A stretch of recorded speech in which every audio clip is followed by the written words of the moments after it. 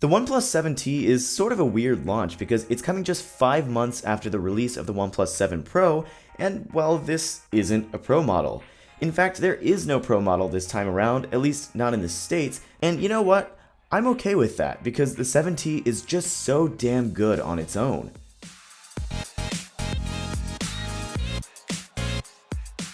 Let's start with the specs because that's kind of OnePlus's thing. The 7T is one of the first phones with the Snapdragon 855 Plus, which is basically a regular 855 with some added horsepower and a focus on gaming performance. There's just one configuration this year with 8GB of RAM and 128GB of UFS 3.0 storage, coming in at $599, which is $70 cheaper than the 7 Pro. Just like with the OnePlus 7, you lose the curved display and trade the 7 Pro's motorized front camera for the old teardrop notch, but I've always preferred flat displays anyway, so this is actually sort of a win for me. There's a matte frosted blue finish around the back that I really like, and the new camera dome actually looks pretty good too, if you ask me.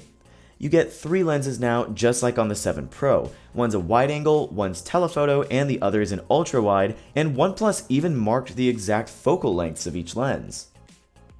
Of course, you also get OnePlus's mainstay switch on the side for silencing your phone or putting it on vibrate, which I'm a big fan of. Oh, and let's talk about that display for a second. It's a 20:9 dynamic AMOLED display with a crazy fast fingerprint sensor sitting underneath and an equally fast 90Hz refresh rate. If you've used the OnePlus 7 Pro before, you already know what this is like, but it's just so fast and fluid that it really does make it kind of hard to go back to a 60Hz panel. You also get a handful of different color profiles to choose from, and while it's not quite as bright or vibrant as Samsung's panels, I've been perfectly happy with the 7T. Just be warned that the auto brightness is very aggressive and very bad.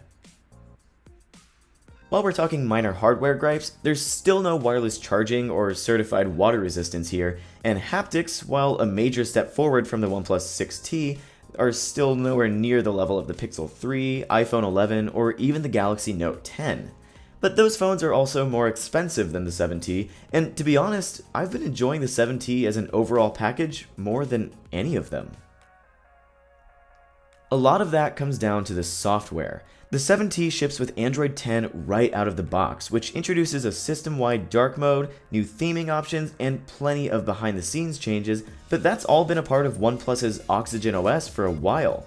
I've said before that Oxygen OS is my favorite implementation of Android, and that's still true on the 7T. It stays as close to stock Android as possible, while giving you even more customizable options. There's even a slightly improved version of Android 10's controversial new gesture scheme, though you can always switch back to the 3-button layout if you prefer. What's more good news is that the battery life doesn't struggle to keep up with that 90Hz display anymore either. In the last week, I've ended almost every day with around 30% remaining, and if you happen to run the battery down prematurely, you can top it back up to 70% in half an hour with the improved Warp Charge 30T brick. So this is normally where I tell you that for all of its positives, the OnePlus 7T is let down by its cameras, but, well, they're actually pretty good. The primary sensor is a 48 megapixel Sony IMX586 that uses pixel binning to output 12 megapixel photos. Colors tend to lean a bit on the cool side, especially when you're shooting outdoors, and the camera can be a little slow to capture, but I've been mostly happy with the shots I've gotten.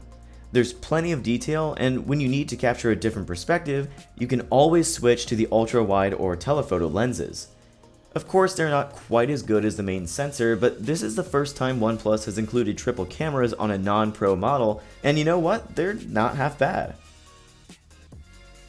Night mode is pretty good too. It takes about 2 seconds or so to capture, and it definitely pulls in more light, but there's a lot of over-sharpening happening in post that I could really do without, and this is where I miss having the Pixel's night sight or even the iPhone's new night mode.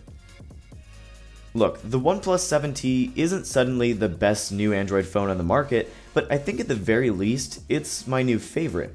The 90Hz display is faster than almost any other flagships, OnePlus's software continues to be a joy to use, and battery life is more than enough for my day-to-day. You're still sacrificing things like wireless charging and an IP rating, like on any other OnePlus phone, but for me, those trade-offs are well worth the otherwise stellar experience. Thanks as always for watching, and if you enjoyed this video, be sure to give it a like, subscribe to the channel, and check us out over at AndroidCentral.com.